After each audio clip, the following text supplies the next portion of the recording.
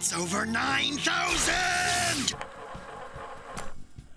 The Dragon Ball Scouter is iconic in design. When people see the thing, they imagine Vegeta and Nappa standing smugly looking at the power levels of their opponents. But where did it come from?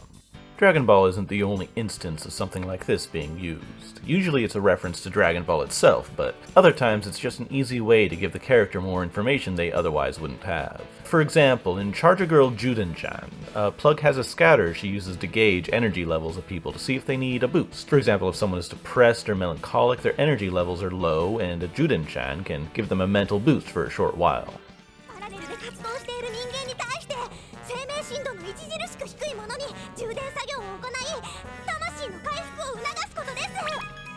This one is likely somewhat a reference to Dragon Ball, seeing as how the show is a denpa comedy, which is a genre that loves to parody or reference various things in anime. But that's the issue with anything made after Dragon Ball. It popularized the thing so much that it's hard for it to show up anywhere without it being tied back to Dragon Ball in some way. But if we're talking about before Dragon Ball, I know at least 2 anime where it shows up. First, I recently finished watching Zillion. It's a nice scrappy action show about a ragtag group of heroes fighting space robot Germans who look like they come from Yoshitaka Amano's nightmares. It's always space Germans, isn't it?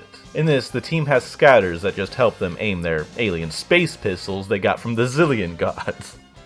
Yeah, that's kind of what happens. Mecha gets weird, man. So in this one, the scouter is mostly just there for aesthetic reasons. It looks good, it helps them aim their super weapons, and it's more toys for the children to buy, which was a big part of the anime industry until around the 90s when most of the investing switched hands to the record industry. For good or for worse, right? But I can't find any other links from Zillion to Dragon Ball, so this one seems to be a bit of a dead end. But where could Zillion have gotten the idea from? There's one earlier anime that I've seen with a scouter concept. Let me tell you about Leisner. It's a show that became a sci-fi and mecha darling only after it was cancelled early, much like Ideon or Dankuga. It starts out a lot different from where it goes, because, like Ashi did with Miki Momo, the creative team decided to just go wild and do whatever they wanted with it when they got word it was being cancelled. So the first half of the anime is a tale of a group of children trying to get back to Earth to warn them of aliens attacking nearby planets they've colonized, while the aliens use their attacks to try and interfere with the politics of the time, pitting the United States and the USSR against each other. But remember, this was made in the 80s. Everyone thought the USSR was going to be making space colonies with us by now. But they're stoking the paranoia of each country and trying to get them to nuke each other so that the colonization efforts would go smoother, right? It was a serious and incredibly like race to Earth. The person leading the children is also an alien, but he's also somehow half human and wants to save the Earth from being destroyed. Already, you can see the similarity with Dragon Ball, can't you? Goku wants to save the Earth when his alien family comes to tell him to knock it off and just help them take it over. But after the show was to be cancelled, that's when things got really weird. Basically, the creative team just wanted to turn it into Fist of the North Star with robots. So there's a time skip, and now we live in a post-apocalyptic future ruled by the conquering aliens. The half-human guy is roaming around like Kenshiro, putting rights to wrongs with Tonfa. And he rides a motorcycle, which was something Zillion later took great pleasure in animating itself. The aliens look down on humanity like primitives and rule over them like they're, the haughty aristocrat archetype. Again, there's a lot of similarity with how the Saiyans were introduced, right? The aliens also have superior technology, including the robots of the show. And while piloting the robot, well, there you go.